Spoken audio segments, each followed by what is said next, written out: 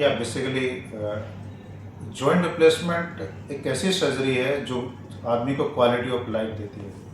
उससे पहले पेशेंट अगर पूछे, हमारे बुजुर्ग जो होते हैं वो टेढ़े मेढ़े चलने लगते हैं, दिन भर पेन तड़पते रहते हैं पेन से।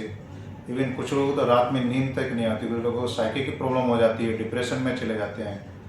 क्योंकि बड़े बुजुर्ग का क्या होता है कि वो ज़्यादा कंप्लेन नहीं करते फैमिली वालों से, क्योंकि बच्चे परेशान होंगे। बट इसका सॉल्यूशन है, यदि नींद खराब हो गए हैं हमारे तो उनको रिप्लेसमेंट करके क्वालिटी ऑफ लाइफ दे सकते हैं। कुछ लोगों में मिथ है कि भाई सर्जरी कराने से सब कुछ खराब हो जाता है, ऐसा नहीं है। हिंदुस्तान में ये सबसे ज़्यादा सर्जरी, इस समय नंबर ऑफ सर्जरी अगर पूछें तो जॉइंट रिप्लेसमेंट सर्जरी सबसे ज़्यादा नंबर बढ़ रहे हैं। तो बढ़ क्यों रहे हैं? सक्सेस। तो एक मिथ बना हुआ है कि नहीं सर्जरी कराने से क्या होगा कि हम खराब हो जाएंगे, ऐसे भी नहीं रहे। आप बहुत क्वालिटी ऑफ लाइफ इंप्रूव करती है। शुरू में 4-5 हफ्ते की दिक्कत होती है, उसमें मेहनत एक्सरसाइज करनी होती है, फिर इससे बढ़िया कोई सर्जरी नहीं। यंग एज में अगर ये अर्ली जो यूजुअली होती है वो पोस्ट ट्रॉमेटिक होती है, इंजरी नी में हो जाए।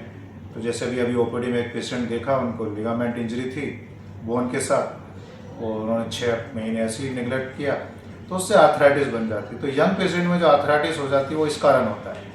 पर जो नेचुरल फिनोमेना है, इसका जो नेचुरल है, फीमेल में 50, 55, 60 पे और मेल में 60-70 के आसपास या अमूमन तौर पे आ जाती है। बेसिकली इसके कई सारे रीजन होते हैं, फैमिली हिस्ट्री, जेनेटिकली भी होता है, बट मेन जो रीजन होता है वो हमारी जो लाइफ स्टाइल है। एक एज के बाद हमें जो उकड़ू बैठते हैं, जो स्क्वाटिंग पोजीशन बोलते हैं, आलती पालती मार के जो बैठते हैं, जो चौकड़ी मार के बोलते हैं, ये सब चीज़ें जॉइंट को वॉश करती है। तो इस पे हमें एक एज के बाद 45 के बाद ये हमें सोचना चाहिए।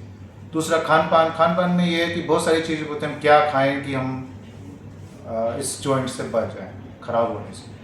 मेरी राय है खाने से ज़्यादा ये पूछो क्या ना खाएं, क्योंकि ओबेसिटी इसका सबसे बड़ा दुश्मन है। यदि ओबेसिटी होगी तो जॉइंट, सारा वेट जॉइंट पे जाता है और ये आर्थराइटिस जल्दी डेवलप होती है। फीमेल में यही 2 कारण है, एक तो ओबेसिटी का होना, दूसरा हार्मोनल चेंज मेनोपॉज के कारण। तो ये सब चीज़ें हैं जो यदि हम इनको ध्यान में रखें तो हम इससे क्वालिटी ऑफ लाइफ डिले कर सकते हैं।